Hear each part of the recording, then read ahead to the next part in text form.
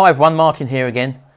Haven't done a video for a while. I've put a few testimonials on, as you can probably see, from a few of my students there who are actually progressing very well. Now those people have got desire and they're really doing well. I'm glad to see that. I love to get testimonials like that. Let's just try and see what your mindset is. I mean, a lot of people, when they're trying to go into this business, there's a lot of smoke and mirrors covering it.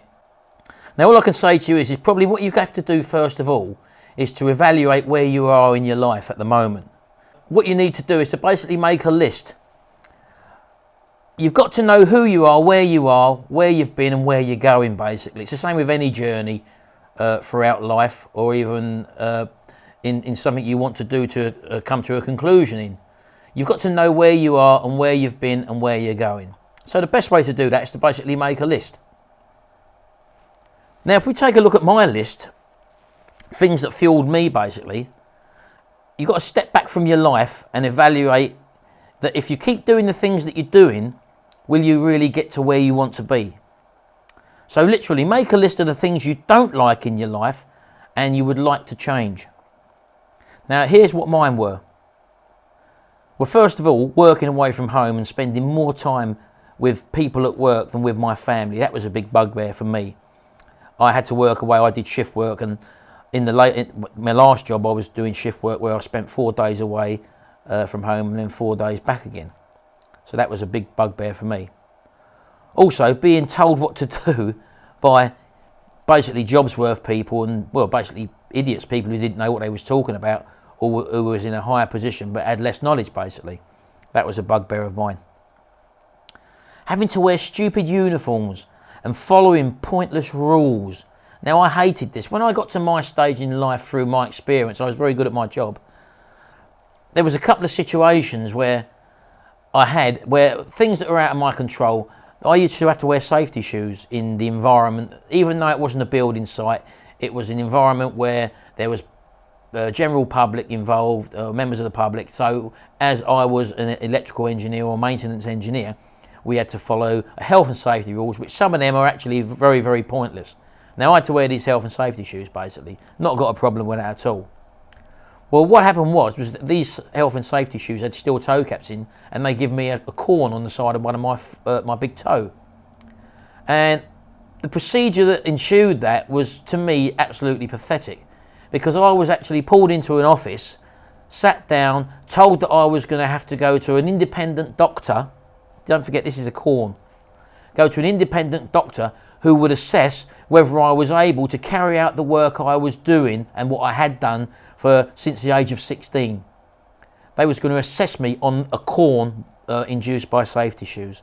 Now that again is, as I say, that's taking rules to the point of stupidity in my point of view. And after working on building sites, doing multitude of electrical and building installation type work, working on all sorts of places in all sorts of different areas, that rule to me seemed pointless, but I had to go along with it and be assessed by an independent doctor. Another situation which happened was we had our own workshop and we used to make our own tea to save us going to the staff canteen, for example.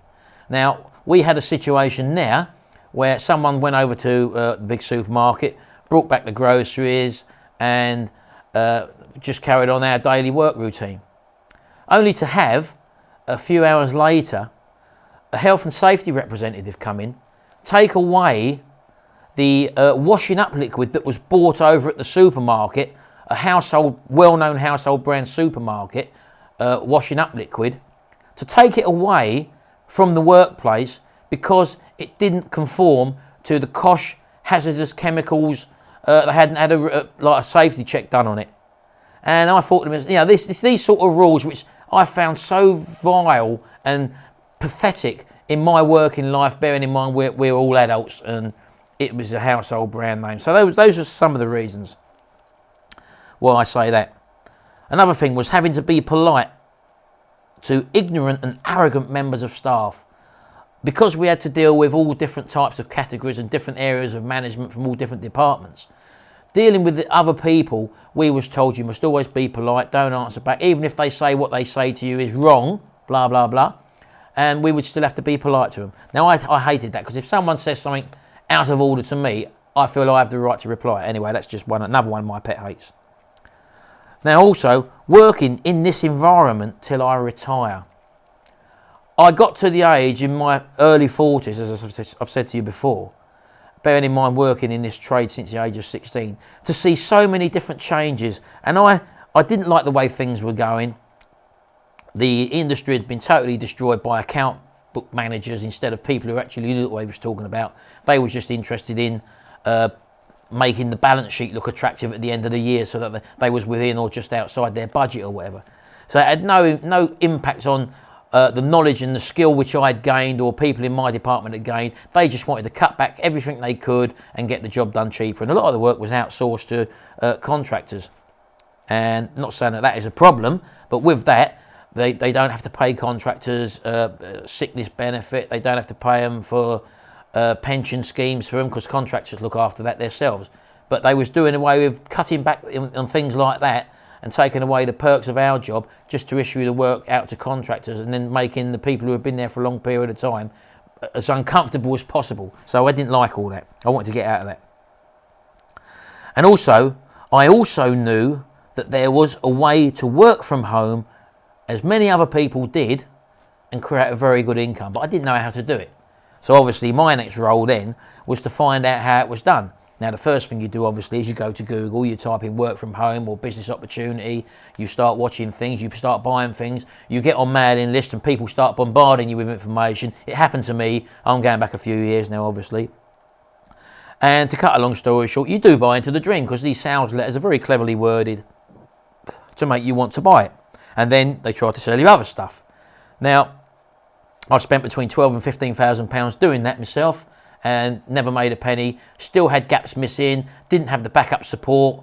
And the bottom line was that I made the decision, as you probably know if you've watched a few of my other videos, in 2005 to find out exactly what this does. Now, I started off and I found out that the easiest way for me to get involved was to create basic information products because they got a low creation cost, you can do them from home, and they've got a high perceived value and they're easy to replicate.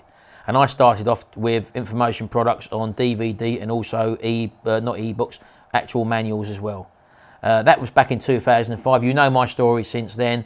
I then secured my income between 2005 and 2008 in other niche markets, basically creating products to suit other niche markets and selling into their markets, physical products and electronic products, downloadable products.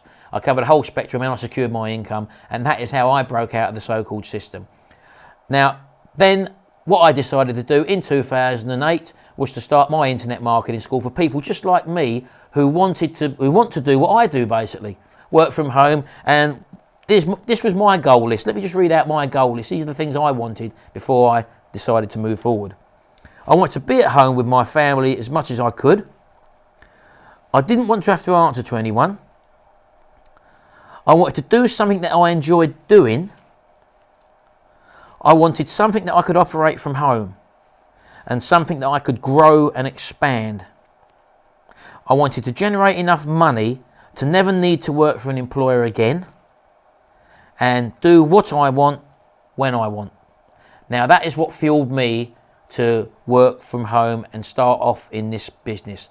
It's not about business opportunities. If you work from home, it's not about trying to sell other people products in the business opportunity market. It's not about that at all. As I said to you before, none of my business opportunity stuff which I show you or teach you, I don't try and sell you business opportunity stuff from other people and buying into the dream. You learn basically off of me to do what I've done. So if you want to basically learn how to work from home, either selling products for time instead of your actual time for a wage, then visit my website, the UK-IMS. There's a couple of products there for you. My main one is the Online Empire Builder DVD set, which basically will show you exactly, no smoke and no mirrors. It shows you what you're going to need to know if you want to go into this business. So there you go. Have a look on my website, the UK-IMS website. And I'll speak to you again shortly. Thanks very much indeed.